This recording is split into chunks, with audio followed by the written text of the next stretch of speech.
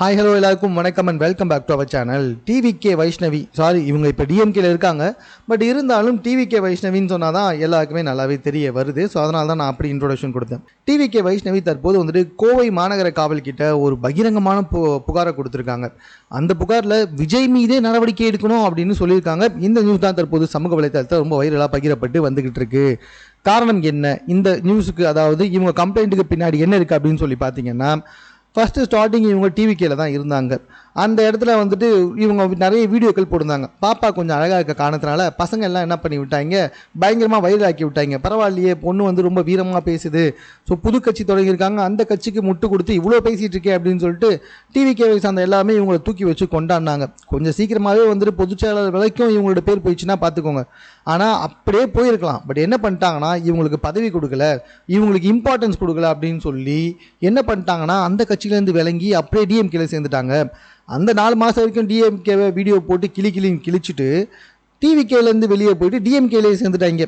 டிஎம்கேல சேர்ந்ததுக்கு அப்புறமா டிவிகே சம்மந்தமாக பயங்கரமாக வந்துட்டு நிறைய புகார்களை தெரிவிக்க ஆரம்பிச்சிட்டாங்க. பெண்களுக்கு பாதுகாப்பு இல்லை, பெண்களுக்கு முக்கியத்துவம் இல்லை, ஸோ பெண்களுக்கே வந்துட்டு இடம் இல்லை. ஸோ பெண்கள் பாதுகாப்பை பற்றி பேசுகிற விஜய் அவர்கள் அவர் கட்சியில் சேர்ந்த பெண்களுக்கே இங்கே பாதுகாப்பு இல்லைன்றதை புரிஞ்சிக்க மாட்டுறாரு, மக்களை சந்திக்க மாட்டுறாரு, அப்படி இப்படின்னு விஜயவே அட்டாக் பண்ணி ஏகப்பட்ட வீடியோக்கள் போட ஆரம்பிச்சிட்டாங்க.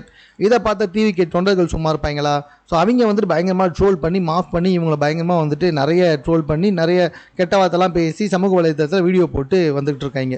ஸோ இதை ஓரளவுக்கு சகிச்சுக்கிட்டவங்க இப்போ என்ன ஆகிருக்குன்னா, இவங்களோட புகைப்படத்தை மாஃபிங் பண்ணி இவங்களை அசிங்கமான விஷயங்கள் எல்லாம் வந்துட்டு பரப்பி விட்ட காரணத்தினால டேரெக்டாக வந்துட்டு கோவை காவல் நிலையத்தில் வந்துட்டு புகார் கொடுத்துருக்காங்க. அந்த புகாரில் என்ன இருக்குது அப்படின்னு சொல்லி பார்த்தீங்கன்னா, நான் வந்துட்டு டிவிகேலேருந்து டிஎம்கே போயிட்டேன், இப்போ இவங்க பண்ணுற விஷயங்களை தட்டி கேட்குற காரணத்துக்காக என்னுடைய புகைப்படத்தை மாஃபிங் பண்ணி என்னை பற்றி அவதூறாக பேசி அசிங்கமாக பேசி சமூக வலைதளத்தில் என்னை பற்றி நிறைய தேவையில்லாத விஷயங்களெல்லாம் பரப்பி விட்டுருக்காங்க. ஸோ இது சம்மந்தமாக நடவடிக்கை எடுக்கணும், கட்சி தொண்டர்கள் மீது இது தெரிந்தும் எந்த நடவடிக்கையும் எடுக்காத விஜய் மீதும் நடவடிக்கை எடுக்கணும், கட்சித் தலைவர் விஜய் மீதும் நடவடிக்கை எடுக்கணும் அப்படின்னு அந்த புகாரில் குறிப்பிட்டிருக்கு.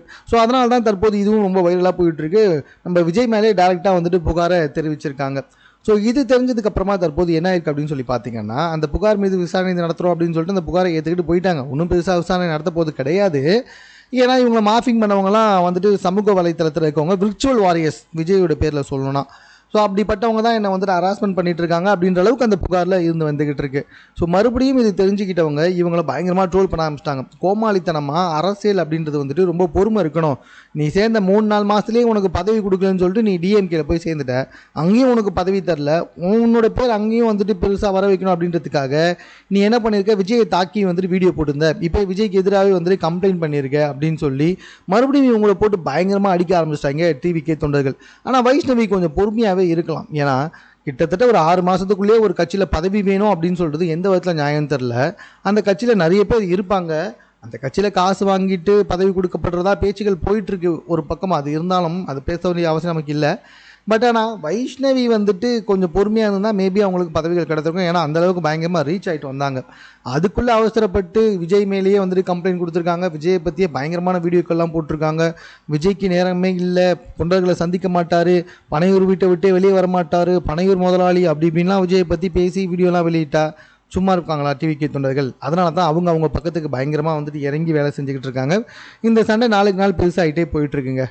இது சம்பந்தமாக உங்களுடைய கருத்து என்ன அப்படின்றத கமெண்ட்டில் தெரியப்படுத்துங்க. மேலும் இது போன்ற செய்திகளுடன் கூட தெரிந்து கொள்வதற்கு நம்ம சென்னை சேனலை சப்ஸ்கிரைப் பண்ணுங்கள்.